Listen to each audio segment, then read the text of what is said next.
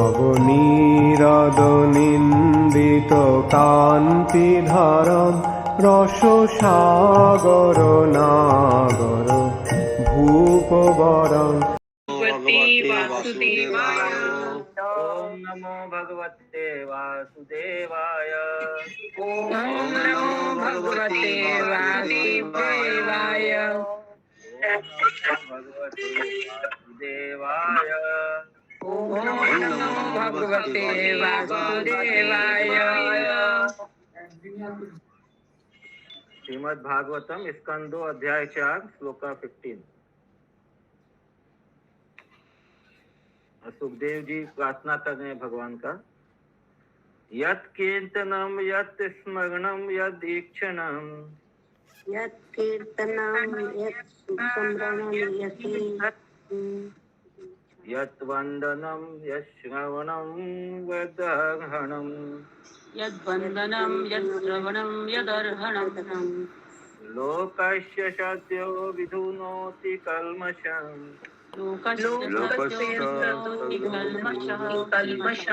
तस्मै सुभद्रश्रवसे नमो नमः। तस्मै सुभद्रश्रवसे नमो नमः। मैं उन सर्वमंगलमय भगवान श्री कृष्ण को सादर नमस्कार करता हूँ, जिनके यशोगान, स्मरण, दर्शन, वंदन, श्रवण तथा पूजन से पाप करने वाले के सारे पाप फल तुरंत धुल जाते हैं। तात्पर्य, यहाँ पर सर्वोच्च अधिकारी श्री सुखदेव गोस्वामी द्वारा समस्त पापों के फलों यानी समस्त कल्मशों से मुक्त होने के लिए उत्कृष्ट धार्मिक कृत्यों का सुझाव दिया गया। कीर्तन अर्थात भगवान का यशोगान कई प्रकार से संपन्न किया जा सकता है, यथा स्मरण करने, अर्च विग्रह का दर्शन करने के लिए मंदिरों में जाने, भगवान के समक्ष प्रार्थना करने तथा श्रीमद् भागवत या भगवत गीता में वर्णित विधि से भगवान की महिमा का पाठ सुनने से, मधुर संगीत के साथ भगवान के यश का गायन करके तथा श्रीमद् भागवत या भगवत गीता जैसे शास्त्रों का पाठ करके कीर्तन संपन्न किया जा सकता है। तो ये सारा जो एक्टिविटी है ये भी एक ब्रॉड कैटेगरी है जो कीर्तन के अंतर्गत बता रहे हैं। भक्तों को चाहिए कि वे भगवान की सदेह अनुपस्थिति से निराश न हो। भले ही वे अपने को उनकी संगति में न पा रहे हों, कीर्तन, श्रवण, स्मरण आदि या तो सभी या इनमें से कुछ या केवल एक की भक्ति विधि हमें उपयुक्त प्रकार से भगवान की प्रेममयी दिव्य सेवा संपन्न करके उनके सानिध्य का वांछित फल प्रदान कर सकती है। तो प्रभुपाद जी बोल रहे हैं कि भक्तों को चाहिए कि भगवान यहाँ सशरीर हम लोग देख नहीं पा रहे हैं या अनुभव नहीं कर पा रहे हैं, तो भक्तों को निराश नहीं होना चाहिए, क्योंकि वो कीर्तन के द्वारा, कीर्तन यानी यहाँ पे बता रहे हैं श्रवण, कीर्तन, स्मरण आदि या इनको इन सब के द्वारा या इनमें से कुछ या इनमें से केवल एक के द्वारा भी उस भक्ति विधि से हम लोग भगवान की दिव्य सेवा संपन्न करके उनके सानिध्य का मतलब उनकी अनुभूति को महसूस कर सकते हैं। यहाँ तक कि कृष्ण या राम के पवित्र नाम के उच्चारण मात्र से वायुमंडल आध्यात्मिकता से परिपूर्णित हो उठता है। हमें भली भांति जान लेना चाहिए कि जहाँ भी ऐसी शुद्ध दिव्य सेवा की जाती है वहाँ भगवान विद्यमान रहते हैं। कीर्तनेय सदा हरि, तो जहाँ भी भगवान का कीर्तन होता है वहाँ भगवान विद्यमान रहते हैं। इस प्रकार यदि शुद्ध दिव्य भाव से किया जाए, इस प्रकार निरपराध कीर्तनम संपन्न करने वाले को भगवान का सकारात्मक सानिध्य प्राप्त होता है। इसी प्रकार कुशल मार्गदर्शन के अंतर्गत संपन्न किए गए स्मरण तथा वंदन से भी वांछित फल प्राप्त हो सकता है। मनुष्य को चाहिए कि वह भक्ति के स्वरूपों को मनमाना नहीं गढ़े। वह किसी मंदिर में जाकर भगवान के स्वरूप की पूजा कर सकता है या किसी मस्जिद या गिरजाघर में भगवान की निर्विशेष भक्तिमय प्रार्थना कर सकता है। मनुष्य निश्चय ही पाप फलों से छूट सकता है, बशर्ते कि वह मंदिर, मस्जिद या गिरजाघर में पूजा करके पापों के फलों से मुक्त होने की आशा से जानबूझकर पाप न करने के बारे में सावधान रहे। यानी कि पाप करने से बच छूट सकता है, लेकिन ये नहीं है कि बार बार जो एक बार मांग दिया, सॉरी बोल दिया कि भाई अब आगे से नहीं करेंगे, दोबारा जाके फिर वही गलती करना। तो वही बार बार ये सोच करके पाप करता है कि हम तो छूट जाएंगे भगवान से प्रार्थना करने से, तो वो अलाउड नहीं। तो पाप न करने के बारे में सावधान रहें। भक्तिमय सेवा के बल पर जानबूझकर पाप करने की यह मनोवृत्ति नाम नो बलादेश ही पाप बुद्धि कहलाती है। यानी कि जो नाम अपराध में आता है, नाम के बल पर पाप करना, ये वही बता रहे। और भक्तिमय सेवा के मार्ग में यह सबसे बड़ा अपराध है। अतएव ऐसे पाप गंतों से सावधान रहने के लिए श्रवण अत्यंत आवश्यक है। इस श्रवण विधि पर विशेष बल देने के उद्देश्य से ही सुखदेव गोस्वामी समस्त कल्याण का आह्वान करते हैं। सुखदेव जी जो प्रार्थना कर रहे हैं ये सारा ऑस्पिशियसनेस के लिए। किसी का कोई प्रश्न है? आगे बढ़े।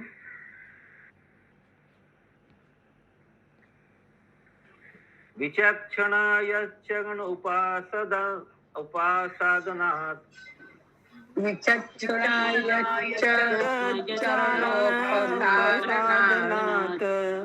संगम युदस्य उभयतन्तात्मना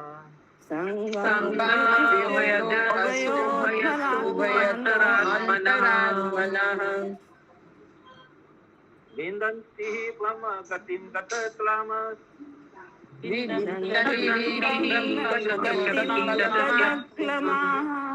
तस्मै सुभद्राश्रवस्ते नमो नमः।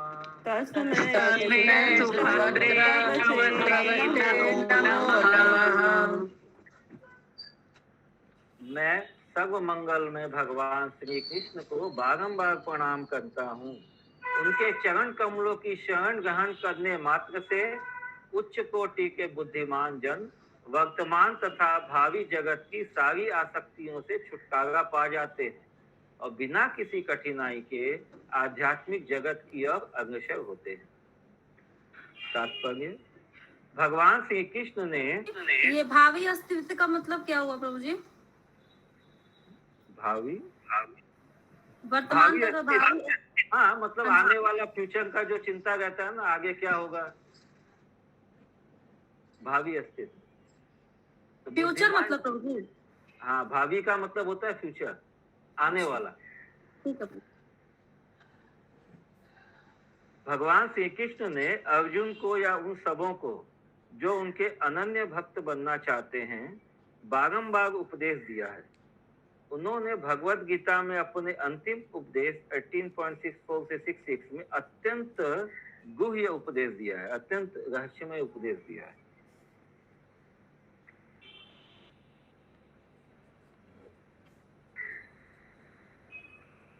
सर्वबृहततमं भूय शृणु मे परमं वच इष्टोऽसि मे दृढमिति ततो वक्ष्यामि ते हितम्।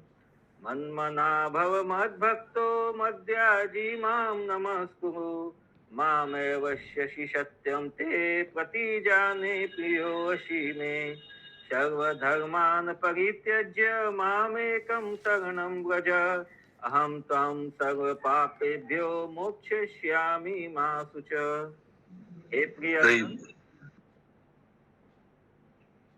तुम मुझे अत्यंत प्रिय हो, अतएव तुम्हारे ही कल्याण के लिए मैं अपने उपदेश के गुह्यतम भाग को प्रकट करूंगा।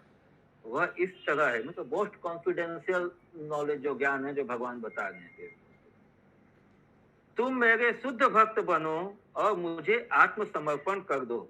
मन मना भव मद भक्तो मध्याजी माम नमस्कुरु। मैं तुम्हें पूर्ण आध्यात्मिक जीवन का वचन देता हूँ जिससे तुम मेरी दिव्य प्रेममयी सेवा का नित्य अधिकार प्राप्त कर सकोगे। तुम अनसारी धार्मिकता की विधियां त्याग दो और एकमात्र मेरी शरण में आ जाओ और यह विश्वास करो कि मैं तुम्हें सारे पाप पूर्ण कृत्यों से बचाऊंगा और तुम्हारा उद्धार करूंगा। तुम तनिक भी चिंता न करो। जो लोग बुद्धिमान हैं वे भगवान के इस अंतिम उपदेश पर गंभीरता से ध्यान देते हैं। आध्यात्मिक अनुभूति गुह्य ज्ञान कहलाती है और आत्मा का ज्ञान इस दिशा में पहला कदम है। इसके बाद का कदम इस साक्षात्कार है जो गुह्यतम ज्ञान कहलाता है। तो जैसे हम लोग जानते हैं ना, बेस्ट बेटर, क्या बेटर बेस्ट, जो मतलब गुह्यतम गुह्यतर। तो पहला स्टेप होता है अपना आत्म साक्षात्कार, मतलब ये अपने आप को आत्मा मानना, देहात्म बुद्धि से ऊपर उठना, अपने को शरीर नहीं आत्मा मानना। और उसके बाद में नेक्स्ट स्टेप है कि इस साक्षात्कार यानी भगवान से साक्षात्कार। भगवत गीता के ज्ञान की चरम परिणति इस साक्षात्कार है, और जब कोई इस अवस्था को प्राप्त कर लेता है तो वह सहज रूप से और स्वेच्छा से भगवान का भक्त बनकर उनकी दिव्य प्रेममयी सेवा करने लगता है। भगवान की यह भक्तिमय सेवा सदैव ईश प्रेम पर निर्भर करती है और कर्म योग, ज्ञान योग या ध्यान योग में स्वीकृत औपचारिक सेवा से भिन्न है। भगवत गीता में विभिन्न वर्ग के लोगों के लिए विभिन्न उपदेश हैं और वर्णाश्रम धर्म, संन्यास धर्म, यति धर्म, जीवन की विगत अवस्था, इंद्रिय दमन, ध्यान, यौगिक शक्तियों की सिद्धि इत्यादि के विभिन्न वर्णन मिलते हैं। हरे कृष्ण प्रभु। हरे कृष्णा। प्रभु जी, यति धर्म क्या है? यति धर्म तो मुझे भी नहीं पता। वर्णाश्रम धर्म, संन्यास धर्म, यति धर्म, जीवन की विगत अवस्था, मतलब ये तो हो गया वैराग्य, एंड इंद्रिय दमन, ध्यान, यौगिक शक्तियों की सिद्धि, वो ये क्या बोलते हैं, अष्टांग योग हो गया, और इत्यादि के यति धर्म पता नहीं है माता जी, आगे देखते हैं। किंतु जो व्यक्ति भगवान की सेवा करने के उद्देश्य से स्वयं स्फूर्त प्रेम से उनकी शरण में जाता है, वही वेदों में वर्णित ज्ञान के साध को आत्मसात कर पाता है। तो जो व्यक्ति भगवान की सेवा करने के उद्देश्य से स्वयं स्फूर्त प्रेम से, मतलब उसको पुश नहीं करना पड़ता है, वो स्वयं अपना इच्छा से सेवा के लिए अपने आप को प्रस्तुत करता है, उनकी शरण में जाता है, तो वही वेदों में वर्णित ज्ञान के सार को आत्मसात कर पाता है, तो वो सारे वेदों के ज्ञान को प्राप्त करता है। जो इस विधि को कौशल के साथ ग्रहण करता है वह तुरंत जीवन की पूर्णता प्राप्त कर लेता है। जीवन की यही पूर्णता ब्रह्म गति अर्थात आध्यात्मिक अस्तित्व की ओर की प्रगतिशील कूच कहलाती है। जीवन की यही पूर्णता ब्रह्म गति अर्थात आध्यात्मिक अस्तित्व, अच्छा स्पिरिचुअल आइडेंटिटी की ओर प्रगतिशील कहलाती है। तो जैसा कि श्रील जीव गोस्वामी ने वैदिक आश्वासनों के आधार पर बताया है, ब्रह्म गति का अर्थ है भगवान जैसा आध्यात्मिक रूप प्राप्त करना, और उस रूप में मुक्त जीव परव्योम के किसी एक वैकुंठ लोक में नित्य निवास करता है। मतलब जीव को आध्यात्मिक शरीर प्राप्त हो जाता है, वो वैकुंठ में निवास करता है। जीवन की यह सिद्धि भगवान के शुद्ध भक्त को सिद्धि की कठोर साधना किए बिना प्राप्त होती है। ऐसा भक्तिमय जीवन कीर्तनम, स्मरणम, इक्षणम इत्यादि से पूर्ण होता है। जैसा कि पिछले श्लोक में उल्लेख किया गया है, अतः मनुष्य को चाहिए कि भक्तिमय जीवन की इस सरल शैली को ग्रहण करके विश्व के किसी भी भाग में मानव जीवन की किसी भी श्रेणी में सर्वोच्च सिद्धि प्राप्त करे। हरे कृष्ण प्रभु जी, इक्षणम मीन्स? एक मिनट देखते हैं कोई वर्ड मीनिंग में है क्या आगे।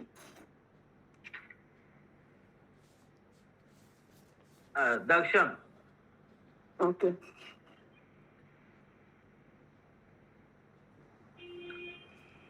হরে কৃষ্ণ প্রভু, ওটা আবার একটু বলুন না, আমি শুনতে পাইনি ঠিক মতো। ইক্ষণ মানেটা কি? ইক্ষণ মানে দর্শন, ভগবানের দর্শন করা, আচ্ছা বিগ্রহ যে দর্শন করা। আচ্ছা ঠিক আছে প্রভু, হরে কৃষ্ণ। हरे कृष्ण।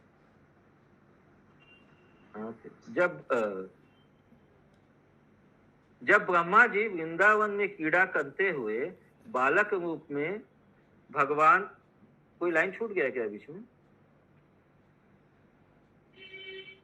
अतः मनुष्य को चाहिए कि भक्तिमय जीवन की सरल शैली को ग्रहण करके विश्व के किसी भी भाग में मानव जीवन की किसी भी श्रेणी में सर्वोच्च सिद्धि प्राप्त करे। जब ब्रह्मा जी वृंदावन में क्रीड़ा करते हुए बालक रूप में भगवान कृष्ण से मिले तो उन्होंने इस प्रकार से स्तुति की। श्रेयाश्रितिं भक्तिमुदश्यते विभो क्लेशयन्ति ये केवलबोधलब्धये तेषामसो क्लेशलये वशिष्यते नान्यद यथा स्थूलतुषावघातिनां। श्रीमद्भागवत 10.14.4। भक्ति योग एक ऐसी सर्वोत्कृष्ट पूर्णता है जिसे बुद्धिमान व्यक्ति बहुत सारे आध्यात्मिक कार्यों को संपन्न किए बिना ही प्राप्त कर लेता है। यहाँ पर दिया गया उदाहरण अत्यंत उपयुक्त है। मुट्ठी भर चावल धान की भूसी के ढेर से कहीं अधिक मूल्यवान होता है। इसी प्रकार मनुष्य को चाहिए कि वह कर्म कांड या ज्ञान कांड या योग आसनों के इंद्रजाल के प्रति आकृष्ट न हो, अपितु प्रामाणिक गुरु के निर्देश में कीर्तनम स्मरणम जैसी सरल विधियों को ग्रहण करके बिना किसी कठिनाई के चरम सिद्धि प्राप्त करे। कोई प्रश्न है किसी का? तो ये यति धर्म के बारे में नहीं आया डिटेल में, लेकिन वो हम लोग को ज्यादा जानने का जरूरत भी नहीं है, क्योंकि हम लोग को ज्यादा फोकस करना है प्रामाणिक गुरु के निर्देश में कीर्तनम स्मरण जैसी सरल विधि। बस हरे हरे कृष्ण नाम महामंत्र का जप करना है और नियम का पालन करना है। श्लोक 17। तपस्विनो दान परा यशस्विनो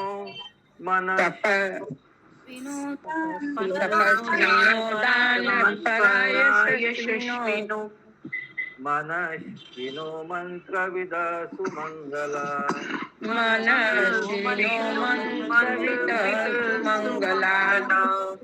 क्षेमं न विदन्ति विना यदर्पणम्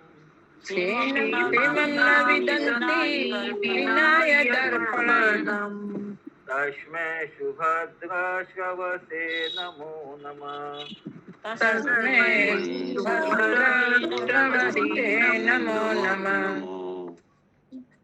मैं सर्व मंगलमय भगवान श्री कृष्ण को पुनः पुनः सादर नमस्कार करता हूँ, क्योंकि बड़े बड़े विद्वान ऋषि,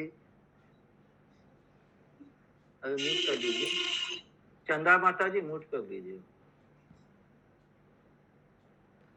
क्योंकि बड़े बड़े विद्वान ऋषि, बड़े बड़े दानी, यश लब्ध कार्यकर्ता, बड़े बड़े दार्शनिक तथा योगी, बड़े बड़े वेद पाठी तथा वैदिक सिद्धांतों के बड़े बड़े अनुयायी तक भी ऐसे महान गुणों को भगवान की सेवा में समर्पित किए बिना कोई कुशलता प्राप्त नहीं कर पाते, कोई क्षेम या कुशलता प्राप्त नहीं करते। तात्पर्य, विद्या में प्रगति, दानशीलता, मानव समाज का राजनीतिक, सामाजिक या धार्मिक नेतृत्व, दार्शनिक चिंतन, योगाभ्यास, वैदिक अनुष्ठानों में निपुणता तथा मनुष्य के ऐसे ही सारे उत्तम गुण उसकी सिद्धि प्राप्ति में तभी सहायक बनते हैं जब उनका उपयोग भगवान की सेवा में किया जाए। ऐसा किए बिना ये सारे गुण सामान्य जनों के लिए कष्ट के कारण बन जाते हैं। तो ये सब उपाधियां, यदि भौतिक रूप से ये सब उपाधियां हैं किसी के पास में, कोई अच्छा योगा में अच्छा योगाभ्यास करके ज्यादा योगी बन रहा है, या वैदिक अनुष्ठानों में पारंगत हासिल है, कोई फिलोसोफर है, दार्शनिक चिंतन कर रहा है, या कोई भी समाज का नेतृत्व कर रहा है, तो ये सब क्वालिटीज, ये सब नेगेटिव हो जाता है यदि वो भगवान से जुड़ा हुआ नहीं है, यदि वो भगवान की सेवा के लिए उपयोग ना किया।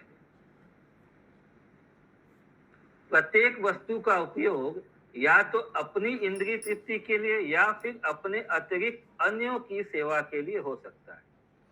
स्वार्थ के भी दो प्रकार हैं, एक है निजी स्वार्थ तथा विस्तारित स्वार्थ, एक्सटेंडेड सेंस ग्रेटिफिकेशन। एक तो है सेल्फ सेंस ग्रेटिफिकेशन, अपना स्वार्थ के लिए इंद्रिय तृप्ति करना, एक है एक्सटेंडेड, मतलब वो लगता है कि हम दूसरों के लिए कर रहे हैं, लेकिन उसमें भी अपने ही स्वार्थ का, अपने ही अहम का तृप्ति होता है।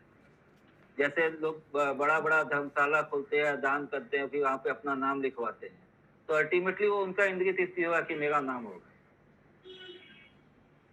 लेकिन इन दोनों प्रकार के स्वार्थों में कोई गुणात्मक अंतर नहीं है। चोरी चाहे निजी स्वार्थ के लिए की जाए या पारिवारिक स्वार्थ के लिए, वह एक जैसी होती है, अर्थात अपराध में। तो दोनों ही स्वार्थ जो है वो गलत है। चाहे आप समाज में नाम करने के लिए कोई दान उपवास करें, चाहे अपना इंद्रिय तृप्ति के लिए करें। यदि कोई चोर अपने लिए नहीं अपितु समाज या देश के हित के लिए चोरी करने के कारण अपने को निर्दोष बताए, तो भी किसी भी देश के कानून द्वारा उसे क्षमा नहीं किया जा सकता। सामान्य लोगों को इसका ज्ञान नहीं रहता कि जीव का स्वार्थ तभी पूर्णता को प्राप्त होता है जब ऐसा स्वार्थ भगवान के स्वार्थ से अभिन्न होता है।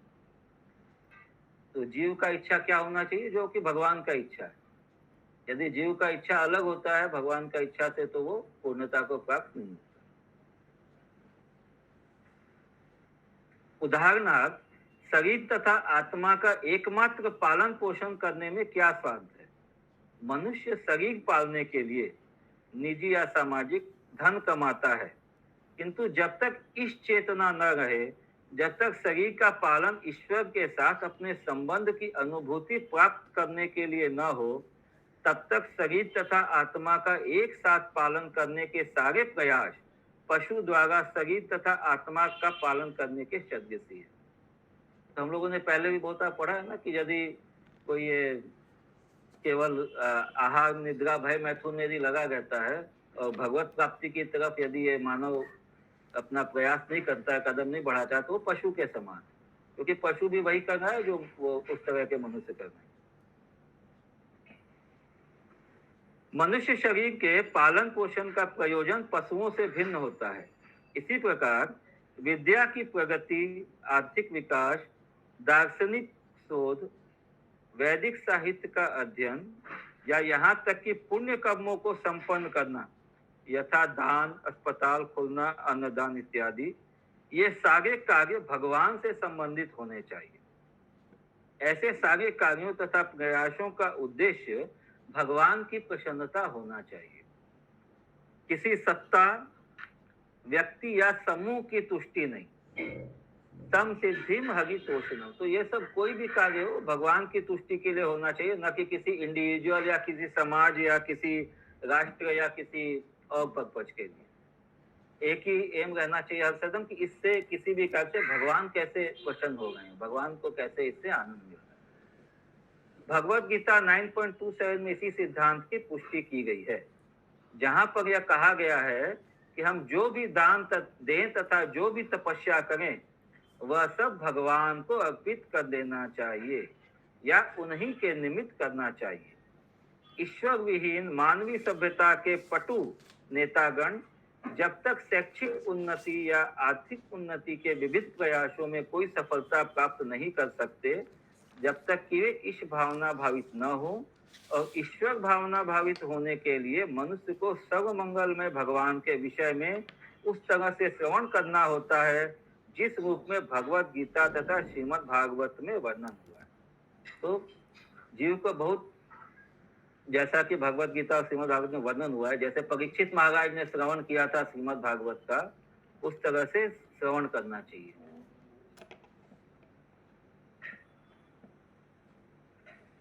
सेवनटीन तक ही है ना माता जी?